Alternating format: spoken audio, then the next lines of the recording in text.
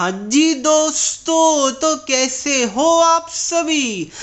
प्यारे बच्चों, इस टाइम सीबीएसई के जो बच्चे ने रीचेकिंग यानी कि री एवोल्यूशन के लिए अप्लाई किया था, एज वेल एज जो सीबीएसई का कंपार्टमेंट सप्लीमेंट्री या फिर इम्प्रूवमेंट का पेपर देने जा रहे हैं, दोनों बच्चों के दिमाग में एक क्वेश्चन है कि सर आखिरकार हमारा रिजल्ट कब आउट होगा। क्योंकि देखिए, जो बच्चे कंपार्टमेंट दे रहे हैं उनका जब तक रिजल्ट नहीं आ जाता तब तक वो एज सच कोई स्कूल में एडमिशन नहीं ले सकते। हाँ, कुछ स्कूल दे देता है बट नॉर्मली बच्चे को नहीं दिया जाता है। तो पहला उनका ये कंसर्न है। दूसरा कि सर हमने री एवोल्यूशन के लिए अप्लाई किया है, हमारा रिजल्ट जल्दी आएगा तभी तो हम लोग जल्दी यूनिवर्सिटीज़ में अपना अपडेटेड मार्क्स को, अपना अपडेटेड परसेंटेज को अपडेट करेंगे एंड उस बेसिस पे अप्लाई करेंगे। तो दोनों बच्चे काफ़ी ज़्यादा पैनिक में है and I can totally understand. तो मैं दोनों बच्चों का बात करता हूँ कि आपका रिजल्ट कब आउट होगा, क्योंकि आपको पता होगा कि जो कंपार्टमेंट सप्लीमेंट्री या फिर इंप्रूवमेंट का पेपर हो रहा है वो 22 जुलाई तक चलेगा। तो रिजल्ट आने में क्या सर, हाँ 40 दिन का टाइम लगेगा। वो सारा क्वेश्चन का आंसर मैं आपको देने जा रहा हूँ। सो इसके लिए एक सब्सक्राइब एंड एक लाइक जरूर कर दीजिएगा एंड हमारी फैमिली का हिस्सा बन जाइए चैनल को सब्सक्राइब करके।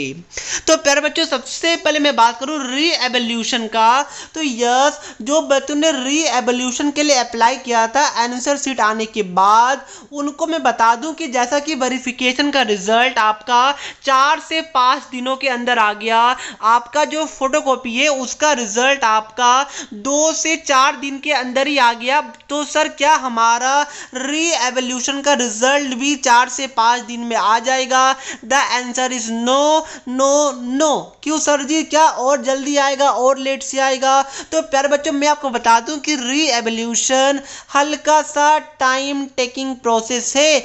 अगर मैं लास्ट ईयर की ट्रेंड्स की मैं बात करूंगा, क्योंकि जो हर साल होता है वो इस बार भी हो रहा है, तो री एवोल्यूशन में जैसा कि टीचर्स को मार्किंग स्कीम प्रोवाइड किया जाता है, एक बात मैं आपको बता दूं कि री एवोल्यूशन के अंदर टीचर्स आपकी कॉपी को फिजिकली चेक नहीं करेंगे। री एवोल्यूशन के अंदर टीचर आपकी कॉपी को वर्चुअली चेक करेंगे। यस, यानी सपोज कि आपका नाम कोई XYZ है, तो जो आपने जिस सब्जेक्ट के लिए अप्लाई किया, सपोज आपने मैथ्स के लिए अप्लाई किया है री एवोल्यूशन के लिए, तो एक जो एक्सपीरियंस मैथ्स के टीचर रहेंगे उनका नाम सपोज कि PQR है, तो उनको आपका वो वाला कॉपी जो आपका आंसर शीट है वो उन टीचर को वर्चुअली उनके जो भी डेस्कटॉप पे, उनके ईमेल पे भेज दिया जाएगा।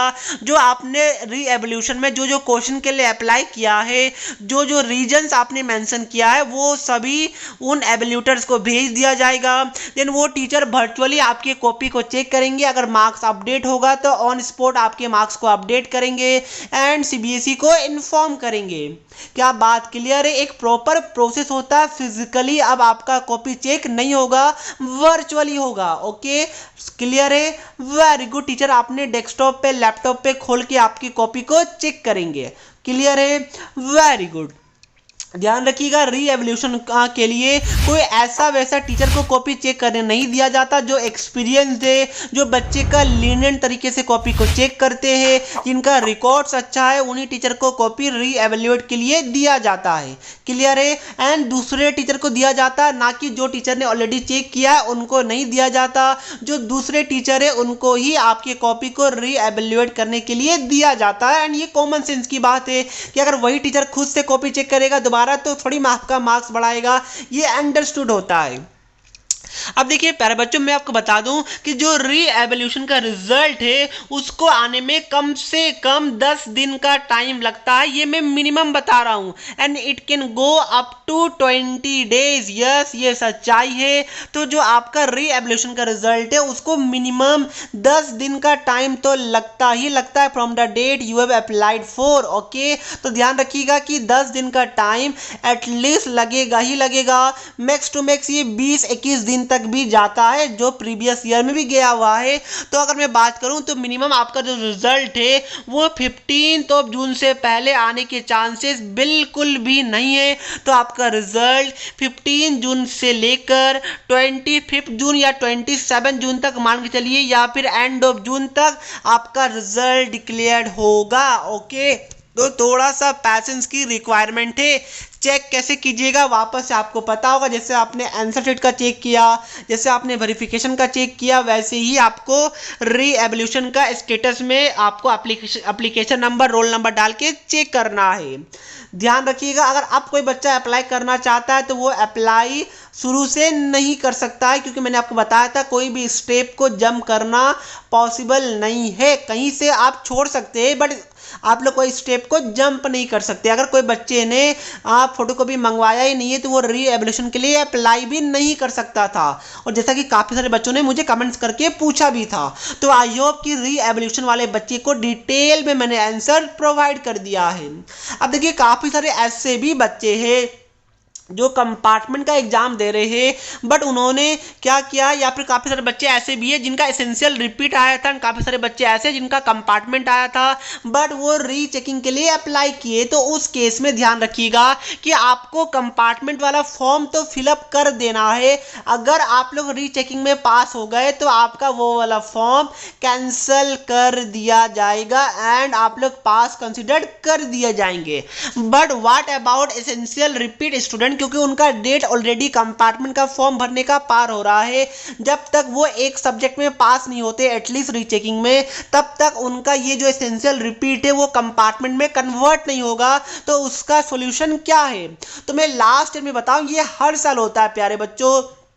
तो सपोज आपका एसेंशियल रिपीट से कंपार्टमेंट हो गया रीचेकिंग के बाद, तो उस केस में आपके लिए स्पेशल पोर्टल को 2 दिन के लिए ओपन किया जाता है एंड उस 2 डेज के अंदर आपको अप्लाई करना पड़ता है। सो जैसे ही इसके ऊपर कोई अपडेट आएगा मैं सबसे पहले आपको इन्फॉर्म कर दूंगा।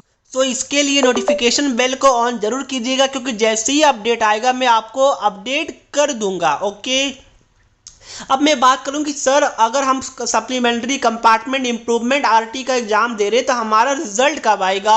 तो प्यारे बच्चों, सीबीएसई आपका सेशन को बिल्कुल भी वेस्ट नहीं करना चाहता है, इसलिए आपका रिजल्ट फाइनल एग्जाम जो कि 22 जुलाई को है, उसको ख़त्म होने के 1 वीक के अंदर ही आपका रिजल्ट को डिक्लेयर कर दिया जाता है। तो आप लोग मान के चलिए कि आपका रिजल्ट एंड ऑफ जुलाई या फिर मैक्स टू मैक्स आप 1 अगस्त या 2 अगस्त तक तो हर हाल में रिलीज होना ही होना है। बट एंड ऑफ जुलाई यानी कि अराउंड 28-29 जुलाई को आप लोग मान के चलिए कि आपका रिजल्ट डिक्लेयर कर दिया जाएगा। इन दी वर्स्ट केस 2 अगस्त तक आपका रिजल्ट जा सकता है। ओके, तो रिजल्ट आपका ऑन स्पॉट बहुत जल्दी रिलीज कर दिया जाएगा, उसका टेंशन आपको नहीं लेना है। तो दोस्तों, यही था हमारा आज का वीडियो अच्छा लगा तो वीडियो को लाइक कर दीजिए, कोई क्वेश्चन कमेंट करके पूछ लीजिए। मिलते हैं नेक्स्ट वीडियो में, सब्सक्राइब करना मत भूलिएगा। जय हिंद, जय भारत।